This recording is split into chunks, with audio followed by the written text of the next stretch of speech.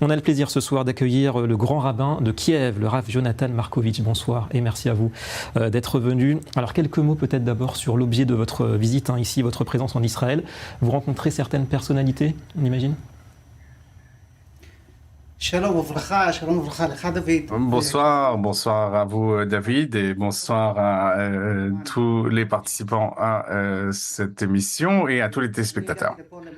Je suis venu pour des raisons personnelles, privées, mais avec l'aide de Dieu, nous avons l'intention également de rencontrer de hauts responsables en Israël pour échanger des informations entre l'Ukraine et Israël, parce qu'il y a de nombreuses choses qui sont malheureusement semblables dans les deux pays, puisque ce sont deux pays qui combattent un ennemi cruel, un ennemi qui n'hésite à utiliser aucun moyen et qui est prêt à tout faire pour attaquer l'ennemi, pas seulement d'ailleurs pour remporter la victoire, mais juste pour torturer l'autre côté.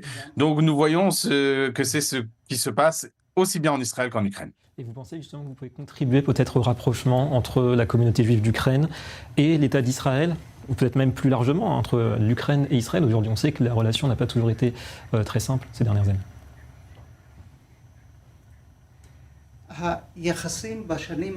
Les relations ces dernières années sont très bonnes entre Israël et l'Ukraine. La communauté juive, bien sûr, s'est beaucoup développée ces dernières années.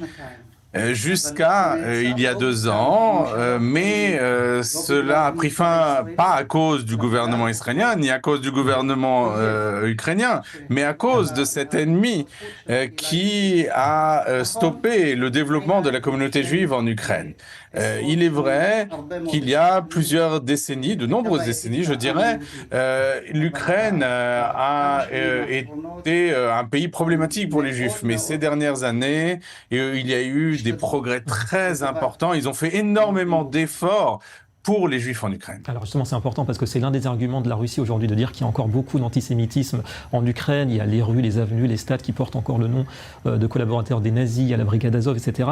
Mais vous dites, vous, depuis l'arrivée au pouvoir de Zelensky, les choses ont changé dans le quotidien des Juifs d'Ukraine ?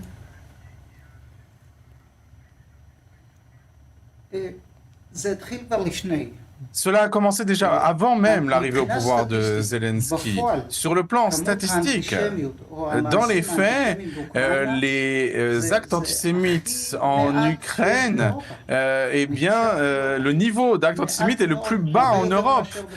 Il y en a d'ailleurs relativement peu si on compare à tous les pays du monde. Même lorsqu'il y a eu des actes antisémites, je pouvais immédiatement téléphoner au ministre de l'Intérieur et à des hauts responsables du gouvernement ukrainien pour leur dire, voilà, il y a eu un incident, même un incident mineur. Alors, un incident antisémite, ça n'est jamais mineur, ça n'est jamais insignifiant. Mais ils prenaient toujours très au sérieux ces incidents, même quand cela se passait dans un petit village, dans une ville éloignée. Et justement, vous pensez qu'il y a déjà des chiffres précis sur l'état de la communauté juive d'Ukraine, de la part peut-être de ceux qui ont quitté le pays depuis la guerre ?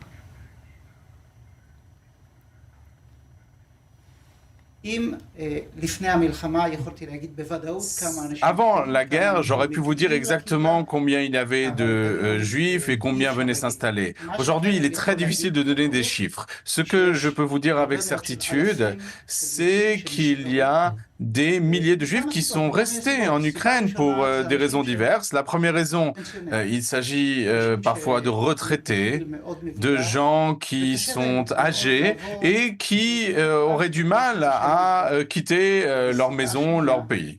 La deuxième raison, c'est qu'on a enrôlé dans l'armée tous les hommes de 18 à 60 ans. Donc tout le monde est obligé de faire l'armée et même ceux qui ne sont pas enrôlés n'ont pas le droit de quitter le pays.